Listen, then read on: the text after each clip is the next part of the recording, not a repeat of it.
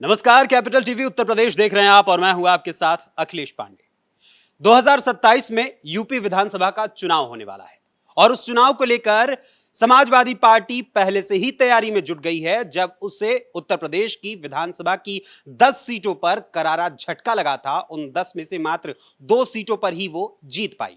जबकि 2024 के लोकसभा चुनाव में इसी समाजवादी पार्टी को उस नारे यानी कि जो उसने पीडीए का नारा दिया था और संविधान बदले जाने की बात लोगों तक पहुंचाई थी कि अगर पुनः केंद्र में मोदी सरकार आ जाती है तो पूरा का पूरा संविधान बदल दिया जाएगा। लोगों को बरगलाया गया, लोगों तक झूठा संदेश फैलाया गया और उसी झूठे संदेश के आधार पर और पीडीए का जो उन्होंने फॉर्मूला रचा था उसके आधार पर अखिलेश यादव को यूपी में 37 सीटें जीतने में कामयाबी मिली। और ऐसा इतिहास में पहली बार हुआ कि समाजवादी पार्टी को 37 सीटें लोकसभा में मिली हों और वो भी उत्तर प्रदेश में। अखिलेश यादव का पीडीए का नारा इस बार सफल रहा था। अखिलेश यादव ने सोचा कि वही पीडीए का नारा मेरा दोबारा चलेगा जब यूपी विधानसभा की 10 सीटों पर उपचुनाव होगा।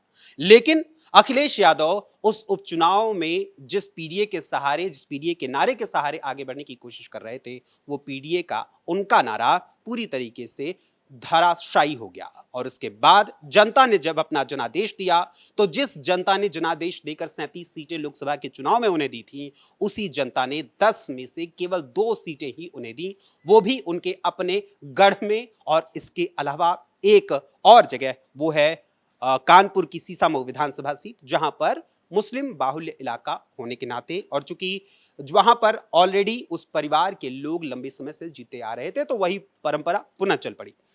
लेकिन 2027 के चुनाव को लेकर अखिलेश यादव उसी के बाद यानी जब अयोध्या की मिल्कीपुर विधानसभा सीट पर चुनाव हुआ तो अखिलेश यादव उसकी तैयारी में जुट गए कि अभी से 2027 की तैयारी करो। और आनन फानन में उन्होंने तमाम तरीके की प्रेस कॉन्फ्रेंसेस की, अपने लोगों से मुलाकात की और साथ ही अलग अलग जगहों पर जाकर समाजवादी पार्टी के नेताओं से भी मुलाकात कर रहे हैं। लेकिन इसी बीच भारतीय जनता पार्टी भी 2027 की तैयारी में लग गई है। कुछ दिनों पहले प्रधानमंत्री नरेंद्र मोदी और भारतीय जनता पार्टी के राष्ट्रीय अध्यक्ष जेपी नड्डा से भी सीएम योगी आदित्यनाथ ने मुलाकात की थी और उन मुलाकातों में कई चर्चाएं हुई थी। उसके बाद अब जो उत्तर प्रदेश में है, उत्तर प्रदेश के 70 जिलों में भारतीय जनता पार्टी ने अपने जिलाध्यक्षों को बदल दिया है और इसी को लेकर समाजवादी पार्टी ने करारा हमला बोला है। सबसे पहले आपको बता दें कि 2027 के लिए, चूंकि ये टीवी 9 भारतवर्ष उन्होंने प्रकाशित की है खबर कि 2027 के लिए बीजेपी के 70 सेनापति जिलाध्यक्षों के जरिए सोशल इंजीनियरिंग,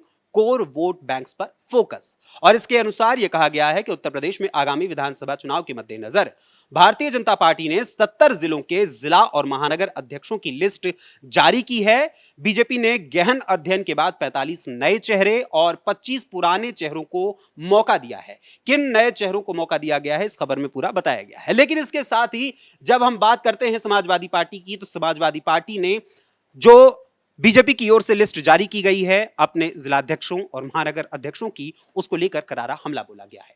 यह है राजकुमार भाटी, जिनके एक्स हैंडल से एक ट्वीट किया गया। उस ट्वीट में लिखा गया है कि 75 में 27 ब्राह्मण, 15 राजपूत, 8 बनिया, 8 ओबीसी, हो गई हिंदू एकता।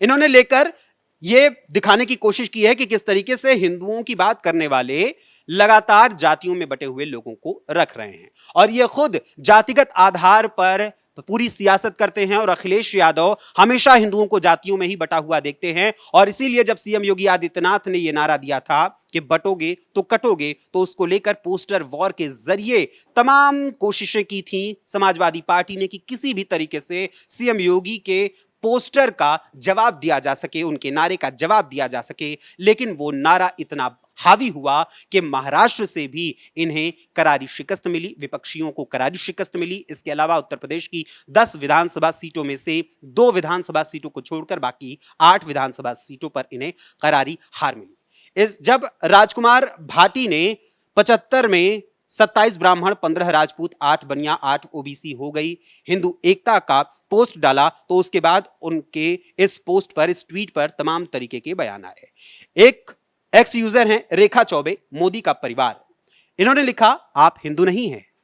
इसके अलावा अब अशोक कुमार तिवारी, हालांकि ये वेरीफाइड अकाउंट तो नहीं है लेकिन फिर भी उन्होंने एक लिस्ट जारी की है पीसीएस 2011 की। इस लिस्ट के अनुसार एसडीएम, एआरटीओ, एसीटीटी, टीओ, अपर नगर आयुक्त, जिला पिछड़ा वर्ग अधिकारी, जिला बचत अधिकारी, सीटीओ, एआरओ और नायब तहसीलदार, इन सभी पोस्टों में जितने भी कैंडिडेट्स हैं उन सभी कैंडिडेट्स का सरनेम यादव है।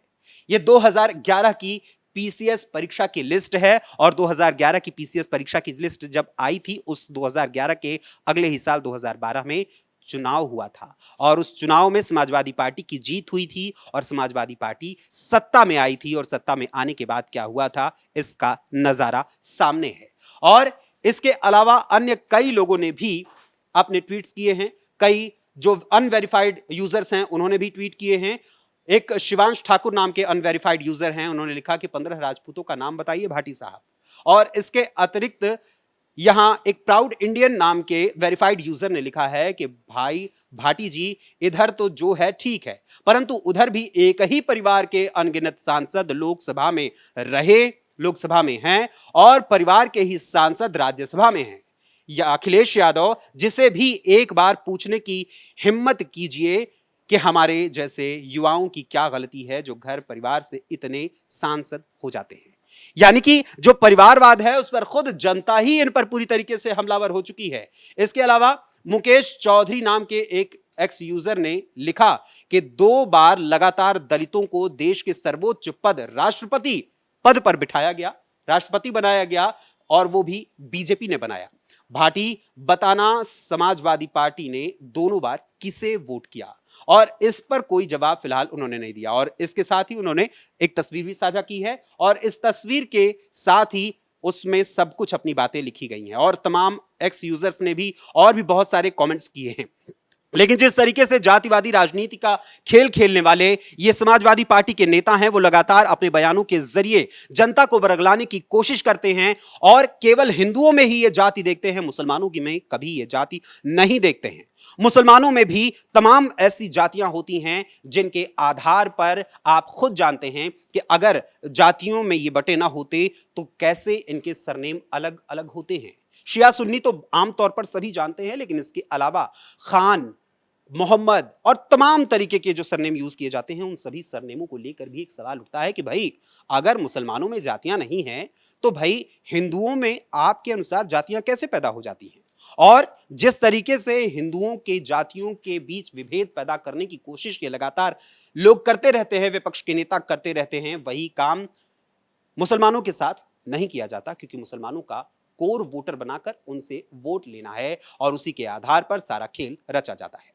फिलहाल जिस तरीके की सियासत समाजवादी पार्टी की ओर से की जा रही है और 2027 का चुनाव जीतने का स्वप्न देख रहे हैं अखिलेश यादव और उनकी पार्टी के तमाम नेता, उस पर और जो बीजेपी की ओर से अपनी लिस्ट जारी की गई है उस पर समाजवादी पार्टी ने जो हमला बोला है उस पूरे मामले पर आपका क्या कुछ कहना है, हमें अपने कमेंट्स के माध्यम से जरूर बताइएगा। फिलहाल अभी के लिए बस इतना ही, फिर मुलाकात होगी किसी और खबर, किसी और मुद्दे, किसी और विषय के साथ। तब तक के लिए नमस्कार।